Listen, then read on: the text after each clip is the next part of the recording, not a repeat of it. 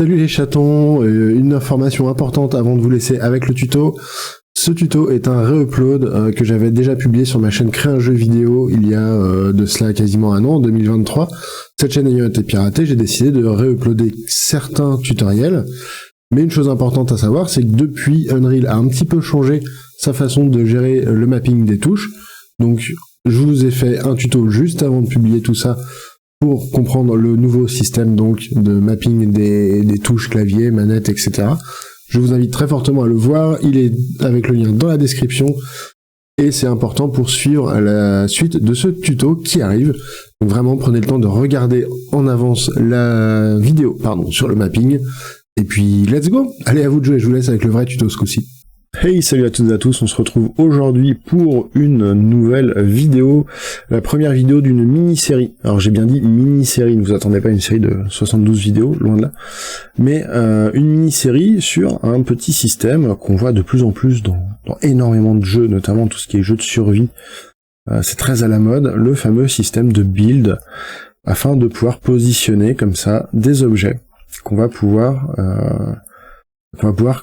poser tout simplement dans le monde, empiler, etc. pour créer notamment des bases, des défenses, style Fortnite par exemple, etc. etc. Cette vidéo va être assez longue, va être assez touffue.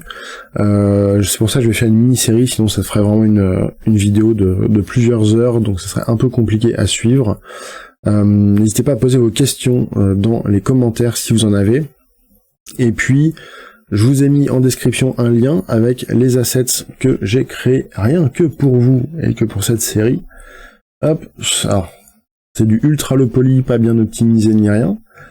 J'ai fait ça en 1 heure, à peu près. Donc voilà, donc vous avez 6 types de blocs à poser, un coin de toit, un angle de toit, un bloc fenêtre, un mur plein, un palier pour une future porte, un sol qui peut servir aussi de rooftop, de toit, et enfin un toit incliné. Le tout s'empile normalement parfaitement, c'est fait exprès, et vous allez voir dans le tuto qu'on va utiliser pour l'instant que le mur. Dans d'autres vidéos plus tard, on verra comment changer les objets, notamment avec la molette, et peut-être avec un petit menu surprise, mais ça j'en dis pas plus parce que c'est pas sûr. Et puis voilà, accrochez-vous, bon courage, et puis amusez-vous bien, j'espère que ça vous plaira. Bon tuto.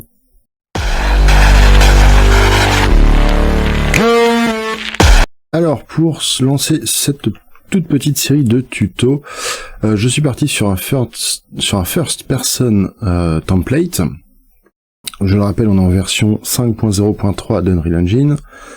Sur ce first person template, ce que j'ai fait, c'est que j'ai enlevé l'arme par défaut qui traînait sur la carte. J'ai nettoyé un petit peu la carte pour qu'on ait un petit peu d'espace. J'ai laissé quelques dénivellations pour qu'on puisse éventuellement voir nos constructions d'un petit peu plus haut. J'ai également importé les 6 petits modèles que j'ai créés pour vous. Bien sûr, vous allez devoir les télécharger et les importer dans Unreal depuis le lien qui sera dans la description de cette vidéo. J'ai également créé un petit dossier matériel avec un dossier texture dans lequel on retrouve la texture et le matériau des murs. Et des objets, ces 6 objets que je vous ai créés rien que pour vous, bande de petits vénards. Donc, à peu près c'est tout ce que j'ai fait. Voilà, je suis parti vraiment d'un first person template classique que j'ai juste nettoyé, afin d'y voir un petit peu plus clair et que ce soit un peu plus adapté à ce qu'on veut faire. N'oubliez pas d'importer bien sûr les mèches et le matériel. Comme ça, ça sera fait et vous n'aurez pas de soucis après. Première chose qu'on va faire, c'est qu'on va recréer un matériau, notre matériau de Ghost, qui va nous permettre de visualiser l'endroit où vont être placés les objets avant de les placer. Donc pour faire ça, on va ouvrir le Content Browser, on va aller dans notre dossier matériel, je vais faire un clic droit, je vais créer un nouveau matériel, je vais l'appeler mmat, donc 2M AT, underscore preview Ghost.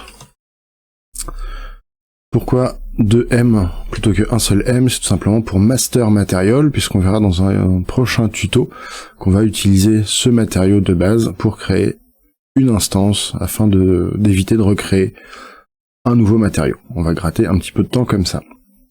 On va ouvrir ce matériel Preview Ghost. Première chose à faire, on va sélectionner le node basique mmat Preview Ghost et on va aller dans ces Material Properties et au lieu de opaque dans le blend mode, on va aller chercher translucent. Ensuite, on va créer un petit vector parameter qu'on va appeler color. On va venir le relier dans la base color. On va le changer tout de suite. On va mettre par exemple du vert, parce que c'est le truc à la mode. C'est ce qui se voit ce qui est le plus utilisé dans les jeux avec de la construction. Et ensuite, on va avoir besoin de définir une opacité, puisque par défaut notre opacité va être à 1. Donc on va rajouter un scalar parameter. Ces deux paramètres, donc la color et notre opacité, vont pouvoir être modifiés par la suite, notamment lorsqu'on va créer notre material instance. On verra ça dans une vidéo prochaine. Et donc mon scalar parameter, je vais l'appeler opacity. On va le relier à opacity. Jusqu'ici tout va bien. Slider max, on va mettre une valeur à 1. Alors, on n'est pas vraiment obligé, mais comme ça au moins vous verrouillez, vous êtes sûr que vous pourrez pas mettre de valeur au-dessus de 1, parce que l'opacité va de 0 à 1, ça sert à rien d'aller au-dessus. Et si jamais vous travaillez à plusieurs sur le projet, la personne, même si elle n'a pas touché aux matériaux de base, pourra tout simplement ne pourra pas aller au-dessus de 1, donc ça servirait à rien. Et en valeur par défaut, on va mettre un petit 0,5 par exemple, allez 0,7, histoire d'avoir un truc un petit peu plus opaque. Ensuite, on resélectionne notre mmat Preview Ghost, notre node de sortie basique, et on va cocher TwoSided, ce qui va nous permettre de voir également les faces théoriquement invisibles de nos objets. Ça va nous donner vraiment plus de relief sur notre Ghost. Donc sur notre objet de preview. On va sauvegarder. Et maintenant, ce qu'on va faire, c'est qu'on va créer notre acteur de base qui va servir après pour tous les différents objets qu'on va voir placer dans notre world pour créer notre construction. Donc pour faire ça, on va réouvrir le Content Browser. Je vais faire un nouveau dossier à la racine de Content. Donc clic droit New Folder que je vais appeler Blueprints. Vous savez comment ça fonctionne à force. On va refaire un clic droit Blueprint Class Actor et on va l'appeler BP M pour BP Master, puisque ça sera un objet maître, donc même principe que sur les matériaux, même je devrais mettre MBP, mais ça sera un petit peu trop proche d'un certain joueur de football, n'est-ce pas? Donc on va appeler ce blueprint MBP build block, pas block, MBP build block. Et tout de suite, on va créer un enfant pour notre premier objet qui va être un mur. Donc on va faire un clic droit, Create Child Blueprint Class, et lui je vais l'appeler BP Build Wall. On va ouvrir, on peut tout sauvegarder avec CTRL Shift S, voilà. On va ouvrir notre build block. Et ça va être, à partir d'ici, ça va être donc notre blueprint parent, notre acteur parent, qui va après être utilisé par tous les différents blocs. On va rajouter en premier donc un static mesh qui va être notre objet tout simplement. Donc je clique sur Add, je cherche static mesh, je vais l'appeler mesh tout court. Dans son static mesh ici, on va sélectionner le premier qu'on veut utiliser. Alors nous on va choisir le mur directement pour commencer. Voilà. On compile. Alors, comme d'habitude, pensez à sauvegarder, ou si vous n'êtes pas trop sûr de penser à sauvegarder régulièrement, vous allez sur les trois petits points à côté de Compile, Save and Compile, On Success Only. Je sais que tout le monde n'utilise pas cette fonctionnalité, certaines personnes n'aiment pas trop. Moi, je l'utilise énormément, ça me permet d'éviter d'oublier de sauvegarder, notamment avec Unreal 5, qui a encore tendance à cracher de temps en temps, malgré les configurations qu'on peut avoir. Bref. Maintenant qu'on a donc notre static mesh, on va aller dans son event graph, on va enlever le tick et le actor begin overlap. On aura peut-être besoin par la suite, mais dans ce tuto, on n'en aura plus besoin. Première chose qu'on va faire, ça va être de vouloir modifier le matériau de base, donc qui est avec mes couleurs, le transformer avec le matériau de Ghost qu'on a prévu, le Preview Ghost qu'on a créé juste avant. Pour faire ça, on va aller dans le Event Graph, Et on va devoir tout d'abord sauvegarder notre matériau de base, donc le matériau de bois dans cet exemple, pour pouvoir le réutiliser quand on va placer l'acteur, quand on va placer le mur. Donc pour faire ça, on va sélectionner notre mesh, on va le faire glisser dans notre event graph, on étire son node et on va chercher un get material. On n'a qu'un seul matériau, donc ça reste à l'index 0. Si bien sûr vous aviez plusieurs matériaux sur vos meshs, eh bien il faudrait le faire pour chaque matériau. Alors, vous pourriez éventuellement les enregistrer dans un tableau et les ressortir ensuite avec une petite boucle for each par exemple. Et ce matériau, le matériau par défaut qu'on a dans notre mesh, on va étirer sa return value, promote to variable. La variable, on va la nommer default. Default, c'est bien ça, material. Voilà, comme ça mon matériau par défaut est enregistré dans une variable et je pourrais réutiliser cette variable pour réappliquer mon matériau de base. Une fois que ça c'est fait, on va modifier maintenant notre matériau de base et utiliser le preview ghost à la place. On reprend notre objet mesh dans les components et on va aller chercher cette material. On relie bien sûr l'exécution. Et dans les materials, ici, on va sélectionner notre mmat preview ghost. On compile.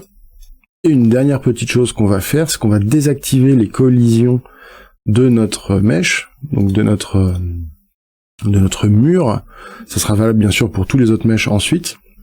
On va les désactiver pour pouvoir placer nos objets, éviter qu'ils nous empêchent de se placer en fonction des objets déjà placés, en fonction du world qui existe déjà. Donc soit on réétire à partir d'ici le mesh, alors on va essayer de faire ça propre. J'étire, je vais aller rajouter une reroute node tout en bas, et ici on va mettre un set collision enabled, et on vérifie qu'on est bien en new type no collision. Ce qui veut dire que j'ai désactivé les collisions de mon mesh. On pense à compiler, surtout on pense à sauvegarder. Maintenant, ce qu'on va créer, c'est créer un petit event, pas vraiment une fonction, mais voilà, plus un event. Qu'est-ce qui va se passer lorsqu'on va placer notre objet, lorsqu'on va valider sa position en cliquant avec le bouton gauche de notre souris? Qu'est-ce qui va se passer? Eh bien, on va remettre l'ancien matériau, remettre ses collisions, et on va rajouter également une petite variable booléenne qui va nous permettre de savoir si le bloc est placé ou non. Ça nous sera très utile dans les prochaines vidéos, lorsqu'on va vouloir éviter que les blocs ne se superposent notamment. Donc pour faire ça, un petit clic droit, on va chercher Custom Event, Add Custom Event, et on va l'appeler Placeit, par exemple. Je vous parlais tout à l'heure d'une petite variable booléenne, on va tout de suite la rajouter et tout de suite la modifier. On fait un petit plus sur les variables et on va l'appeler isPlaced, in English in the text. On va venir la faire glisser directement sur l'exécution du custom event et on va la cocher pour passer cette variable booléenne à true. C'est-à-dire qu'une fois qu'on va appeler ce custom event, notre mur, notre bloc sera placé, posé, et du coup on ne pourra plus le bouger. Ensuite, une fois qu'on a fait ça, eh ben on va reprendre globalement ce qui s'est passé ici. Donc on peut tout simplement sélectionner ce bloc-là, descendre un petit peu, faire un CTRL D. On va l'étirer. On va laisser un petit peu de place là. Alors tout ça c'est en prévision du prochain tuto. Mais je vous en dirai plus la prochaine fois. Donc on va laisser un petit peu de place ici. De toute façon, on réalignera plus tard. Dans le set material, on va revenir à notre matériau par défaut, en l'occurrence du bois. Donc on va prendre notre default material, celui qu'on avait enregistré au démarrage, au lancement de l'objet, à la création de l'objet. Et en collision, on va lui remettre des collisions. Alors moi je mets juste des query only. Il y en aura un petit peu, ça va consommer un petit peu moins de ressources, puisque moi je vais pas avoir besoin de contraintes ou de rigid body notamment dessus. Donc autant grappiller un petit peu comme ça, ça sert à rien de simuler des choses qu'on n'utilisera jamais. On va compiler. Et maintenant, on a globalement terminé ce qu'on devait faire pour l'instant sur nos build blocks. Donc je le rappelle, hein, le build wall va hériter en fait de toutes ces fonctions, de tous ces events, de toute la mécanique du build block, puisque c'est un enfant de cette classe parent build block. On va aller dans notre third person blueprint et on va ouvrir notre BP first person character et toutes les manips vont se faire dedans.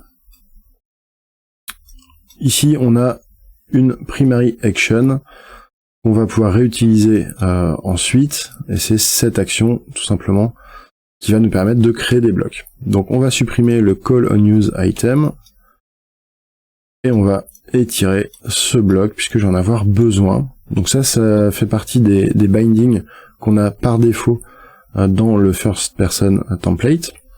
Ce qu'on va faire, c'est qu'on va tout de suite aller rajouter un nouveau bind pour rentrer en mode de construction ou en sortir. On va aller dans nos project settings, ou si vous ne l'avez pas en onglet, vous faites edit project settings.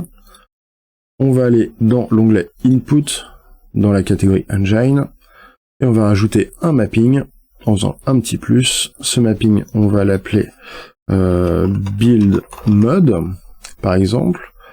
Et on va utiliser la touche B du clavier, B pour build. Alors bien entendu, ça sera à vous là aussi de choisir quelle touche vous voulez utiliser dans votre jeu, hein. Il n'y a pas de souci. Et moi j'ai utilisé la touche B, et pour la mettre en place, je vais simplement cliquer sur Select the Key Value. Quand c'est jaune, j'appuie sur la touche B, et voilà. Ça c'est beau. Ça fait pas très longtemps que je connais ce truc là, et on gagne un temps fou. Ma primary action, on vérifie, left mouse button. Bien sûr, pour le build mode, vous pouvez aussi rajouter quelque chose avec le gamepad. On va pas le faire, mais vous savez comment ça marche. Vous faites un clic ici, vous sélectionnez le gamepad et la touche que vous voulez attribuer. On revient sur notre first person character. Première chose qu'on va faire, justement, ça va être switcher entre le build mode pour l'activer ou le désactiver. On va donc avoir besoin d'une variable booléenne, là encore, on va cliquer sur le petit plus à côté de variable, isBuilding, on va l'appeler isBuilding, on laisse un booléen, on va pouvoir utiliser cette petite place ici, on a ce qu'il faut, on va chercher notre input build mode,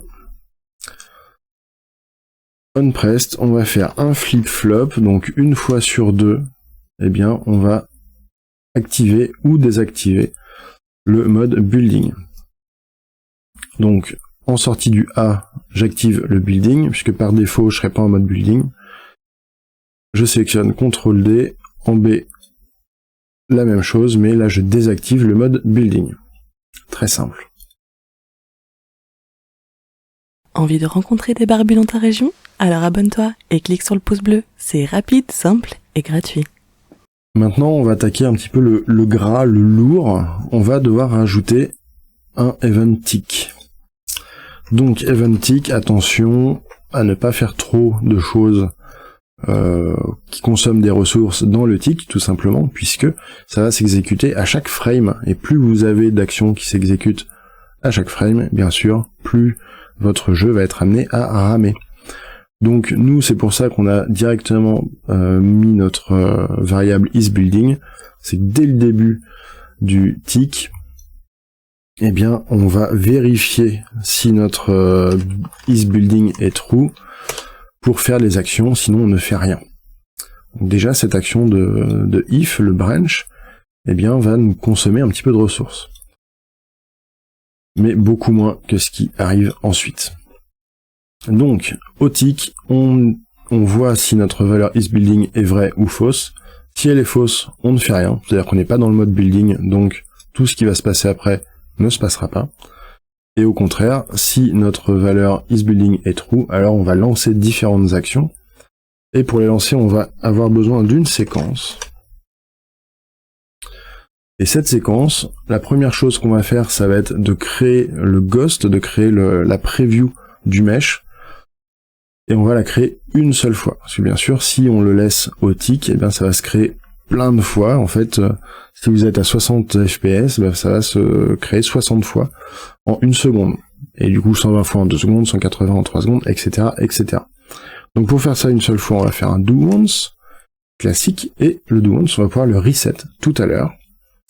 Et qu'est-ce qu'on va faire au do once? On va créer du coup un nouvel acteur de la classe qu'on veut poser, qu'on veut ajouter dans le monde.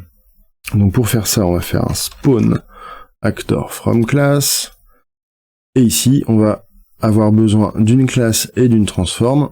Donc la classe, on va l'étirer promote to variable, on va l'appeler current block.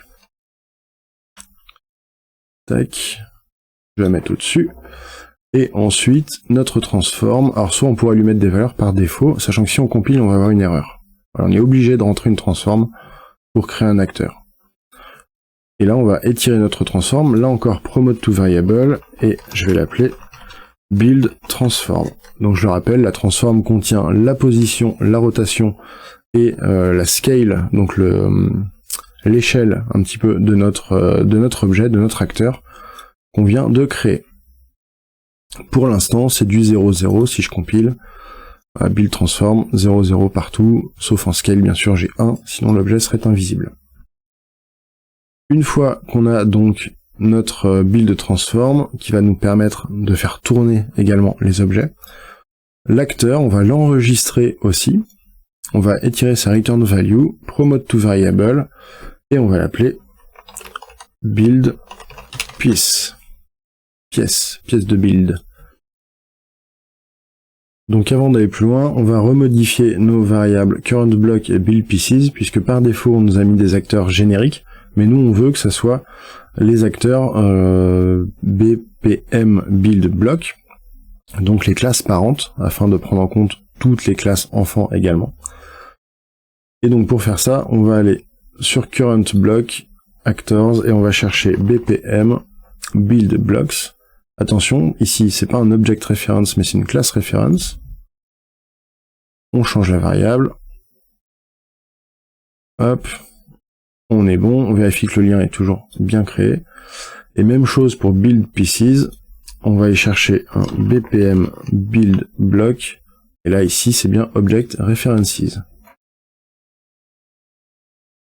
Donc Unreal n'a pas trop aimé ce petit changement, donc ce qu'on va faire, c'est qu'on va supprimer ce node set, on va supprimer la variable également build piece, on va délinker build block, on va compiler, on va choper une erreur, c'est normal, on va relier build block, current block, pardon, recompiler, et là maintenant notre node, quand on regarde la return value, renvoie bien un BPM build block. On va étirer promote to variable, on va rappeler build piece, et là on a nos bonnes variables, pardon, avec les bons types. Donc comme ça fonctionnera quand même vachement mieux. Maintenant, avant de remplir le zen1, donc la deuxième sortie de notre séquence, on va créer une fonction. Et cette fonction va être un petit peu touffue. Ce qu'elle va faire, c'est qu'elle va lancer des rayons.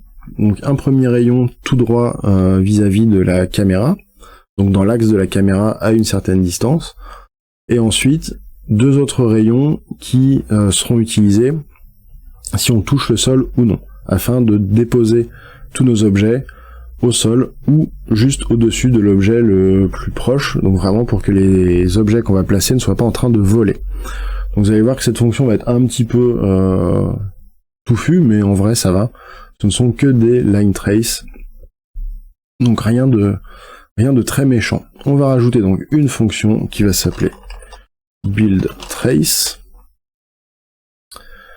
Première chose à faire, puisqu'on en aura besoin dans notre line trace by channel pour être sûr que nos rayons n'entrent pas en collision avec notre acteur qu'on est en train de placer justement, donc pour pas qu'il soit compté dans les acteurs à détecter ou dans le sol à détecter. On va prendre notre build piece, avec un get, on va étirer promote to local variable. Pas besoin de la mettre en variable sur tout l'objet, mais juste en variable locale. Donc ça va rester simplement dans la fonction build trace, et ça ne sortira pas ailleurs que notre fonction build trace. Et on va l'appeler ignore. cette variable ignore, ça va pas être une variable simple, donc on va pouvoir enlever le set. On va la sélectionner, notre local variable ignore, et on va aller chercher, au lieu de single variable, ça sera un array. Donc on va créer un tableau, même si ici on n'en aura qu'un seul. On n'aura qu'un seul objet à ignorer. On va quand même créer un tableau, puisque notre line trace, lui, a besoin d'un tableau. Donc on va reprendre notre variable... non, on n'a pas besoin de ça, pardon. Notre build piece, on va étirer et on va faire un make array pour créer un tableau.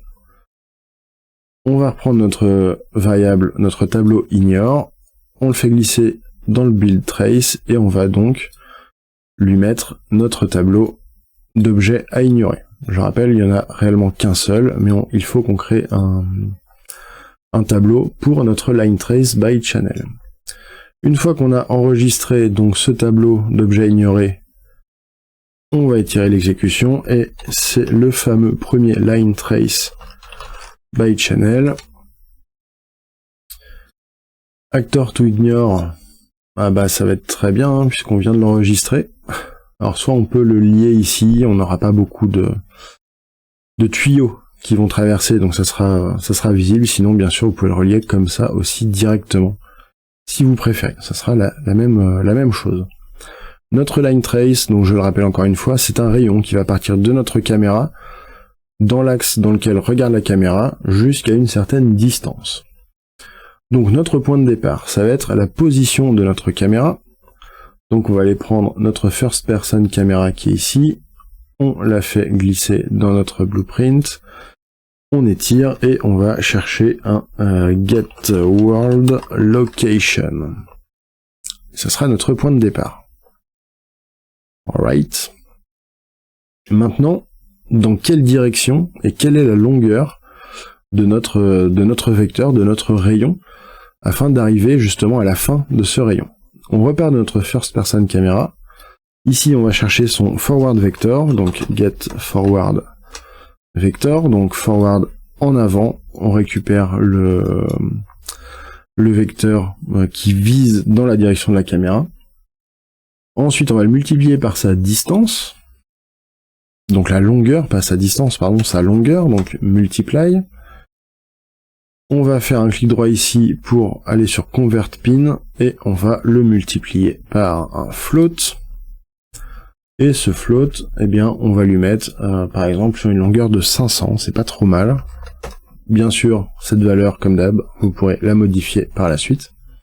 Et ensuite, on va rajouter notre position de départ du vecteur au vecteur de direction, on va dire.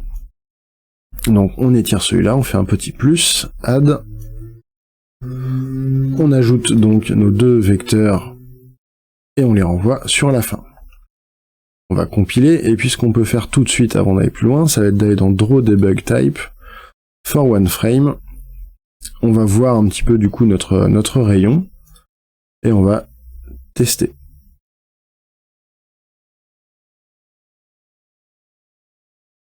Alors il se passe rien. Est-ce que vous savez pourquoi? Est-ce que vous avez compris pourquoi il ne se passait rien? Je vous invite à faire une micro-pause dans la vidéo pour essayer de réfléchir 2 minutes à pourquoi il ne se passe rien. Moi je sais. Allez, pour celles et ceux qui n'auraient pas trouvé, c'est tout simplement qu'on n'appelle jamais notre fonction build trace. Donc pour voir quelque chose, on revient dans notre event graph classique, et dans notre sortie 1 de notre séquence du tick, on va faire le build trace. Et du coup, maintenant, quand on teste, il ne se passe toujours rien. Mais ben oui, tout simplement parce qu'on n'est pas en mode build. Si vous appuyez sur la touche B, eh bien vous voyez maintenant quand je vise le sol, j'ai un carré rouge qui correspond eh bien tout simplement à l'endroit où touche mon rayon. Alors le sol ou les murs, bien entendu, ou n'importe quel objet. Si je reste par exemple ici, que je rappuie sur la touche B, eh bien ma line trace disparaît, puisque je ne suis plus en building, donc je suis sur la sortie false ici et il ne se passe plus rien. Maintenant, on va revenir sur notre build trace, et c'est là où ça va se complexifier légèrement.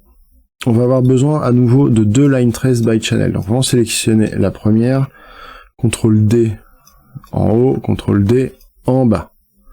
En haut, en bas. Ensuite, on va faire une petite branche avec la return value, à savoir, est-ce qu'on touche bien le sol ou est-ce qu'on ne le touche pas. J'avais désactivé ça par erreur.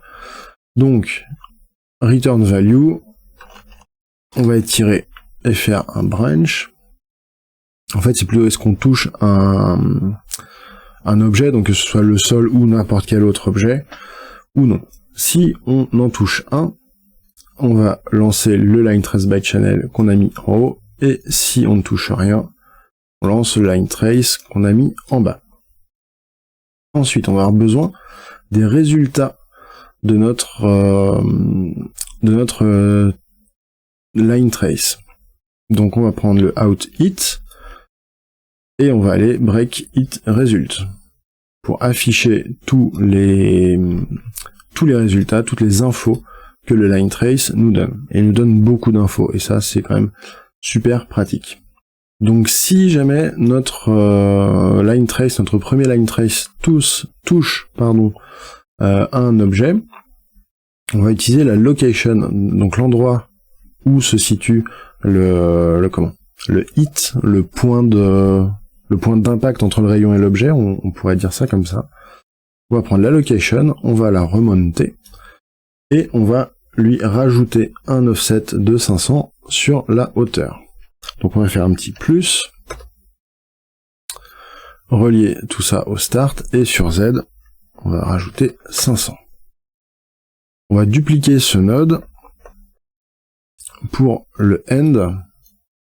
Là, on va pas mettre un offset de 500, on va mettre juste 50. C'est des fois on a des tout petits décalages entre le hit, enfin entre la location du hit et le départ du line trace d'après. Donc on se met un tout petit décalage, ça change strictement rien après dans le jeu, et on reprend la location et on vient la relier ici. Hop, on pense bien sûr dans nos actors to ignore à reprendre notre local variable ignore. Hop. Et ensuite, si jamais notre première trace, notre premier line trace ne rencontre aucun objet sur son chemin, on va utiliser la fin de la trace, donc qui se situe à 500 unités devant le joueur, à 500 unités devant la caméra. Donc ça va être la fin de la trace, la trace end. On va lui rajouter pareil 500, parce que c'est la même distance qu'on a par rapport à notre forward vector, pardon, je vais y arriver. Cette valeur va être la fin de notre trace, et le start de notre deuxième line trace va toujours être la fin de notre end. Et ça va simplement bien pouvoir réaligner les objets vers le sol. Comme d'habitude, on pense aux acteurs à ignorer, on compile. Et maintenant, ça c'est bien joli, mais j'ai fait des petits tests entre deux, pardon. C'est bien joli, mais tout ça, à quoi ça nous sert? En fait, bah ouais, ok. Ça ne sert pas à grand chose. Donc ce qu'on va faire, c'est qu'on va simplement créer un retour, et nous ce qu'on veut, c'est connaître la position de nos deux line trace, enfin du line trace qui va fonctionner. Ça va être la position où on va faire apparaître notre objet, notre ghost. On va donc faire un petit break sur out it, break it result. Voilà. Même chose en dessous. Voilà. Et en fait, nous on a besoin de connaître la location, la out it location, donc qui est ici, et de la retourner, peu importe dans quel cas on est. On va se faire un clic droit, return add return node. On va le lier bien sûr à la sortie de notre line trace et relier la location. On va faire glisser dedans directement et ça va nous sortir directement la nouvelle position qu'on va pouvoir utiliser par la suite. Et donc mon return node, pardon, je bégaye. Je le sélectionne, je fais un petit CTRL D, je reprends la location. On n'aura bien sûr qu'un seul retour, qu'une seule valeur qui sortira, puisqu'ici on a un test une condition if branch, Donc on n'aura qu'un test qui ressortira, qu'une valeur qui ressortira. Maintenant on va revenir sur notre event graph, et là vous voyez que dans ma build trace, j'ai un node location qui vient d'apparaître. Maintenant qu'on a notre trace, qu'on connaît la position où on va vouloir faire apparaître notre objet, on va tout simplement modifier la position de notre build piece, donc le ghost entre guillemets. On pourrait peut-être le renommer d'ailleurs, build ghost, ce serait peut-être mieux, non? Allez, build ghost, voilà, ça change strictement rien, juste pour que ce soit plus facile à retenir et à prononcer en anglais aussi. Donc build ghost, on va venir le faire glisser. Et ici, on va faire un get et on va lui mettre un set actor location, pardon. Set actor location. Hop. Et on change la new location. On va compiler, on pense à sauvegarder. Et maintenant, si je teste, et il ne se passe rien, tout simplement, si je fais échappe, j'ai des infos sur des erreurs, enfin j'ai plein d'erreurs du coup, parce que il me semble que j'ai oublié de renseigner le current block. Current block, donc tout ça on fera ça dans une vidéo prochaine, dans une prochaine vidéo même en français, pour pouvoir switcher d'un bloc à un autre grâce à la molette de la souris. Pour l'instant, on va devoir renseigner le bloc qu'on veut construire à la main. Donc on sélectionne current block et default value, on va aller chercher BP build wall. Et donc en passant en mode build, il ne se passe toujours rien parce que je vous ai fait faire une boulette tout à l'heure. Tout simplement ici dans notre fonction build trace, sur le premier line trace by channel, enfin le second line trace by channel, je vous ai fait rajouter 50 alors qu'on veut enlever 50. On va retirer la location et là on va pas faire plus mais on va faire moins pour subtract. On relie au end et on fait un moins 50. On compile. Là, on teste. On fait B pour passer en build mode. Et dès que j'ai un hit au sol, on voit que mon objet peut se placer. Alors bien sûr, pour l'instant, peu importe ce que je fais, même si je clique, il ne se passe rien d'autre. Si je quitte le mode build, mon objet reste là. Donc c'est un petit peu étrange. Donc si je reprends le mode build, par exemple, là je quitte, on va se mettre loin pour vous faire voir. Si je remets le mode build, mon objet revient se caler directement. Il va falloir qu'on supprime cet objet, bien sûr, lorsqu'on quitte le mode build. On va faire ça tout de suite, on va aller dans Event Graph. Lorsqu'on quitte notre mode build ici avec le Action Build Mode, on va tout simplement supprimer notre build ghost, donc on va prendre sa valeur ici, enfin la variable dans laquelle il est stocké, on va faire un destroy actor, et ensuite la variable, pour être sûr que ça ne soit pas réutilisé, on la set ici et on la met à 0, en fait, enfin pas à 0, on la met à nul, à vide, et normalement si on réessaye, voilà, j'ai mon mur qui est là, je quitte directement. Donc là j'ai bien mon mur, et quand j'appuie sur B pour quitter, hop, mon mur disparaît. Par contre, attention, erreur, si je rappuie sur B, mon mur ne réapparaît pas. Pourquoi? Tout simplement parce que ici nous avions un do once. Du coup, il n'a été effectué qu'une seule fois, et ne sera effectué qu'une seule fois, sauf si on le reset. Donc pour le reset, c'est tout simplement lorsqu'on re-rentre dans le build mode, on va pouvoir ici relier avec reset. Moi, ce que je vous conseille presque de faire, plutôt que de relier comme ça et de croiser les jets et les flux, ça va être de plutôt créer un custom event. Add custom event, reset build. Ouais, voilà, reset build, hop. Et on va l'appeler ici, lorsqu'on rentre dans le mode de build, on va simplement appeler notre reset build du do once. On réessaye, j'ai bien mon mur, j'ai plus mon mur quand je quitte le mode build, et quand je rappuie, mon mur réapparaît. Vous voyez, quand j'ai aucune trace, par contre, mon mur, enfin quand j'ai pas d'impact de trace, mon mur, bien sûr, je ne peux pas le poser. C'est le but. Alors avant de terminer cette vidéo, vous voyez qu'il reste encore beaucoup de choses à faire, mais avant de finir cette vidéo, maintenant je voudrais bien que mes modèles soient un peu moins libres dans leur mouvement, c'est-à-dire que là vraiment je peux les positionner où je veux, mais ça va poser des problèmes d'overlap, etc. Ça va être un petit peu la galère. Donc ce qu'on va faire, c'est qu'on va snap to grid, on va coller nos objets sur une grille virtuelle qui n'existe pas. Et pour ça, Unreal a un truc super intéressant. On va étirer donc la location qui sort du build trace et on va chercher un snap, vector snapped to grid. On met la valeur de retour dans new location et ici on va définir la taille de notre grille.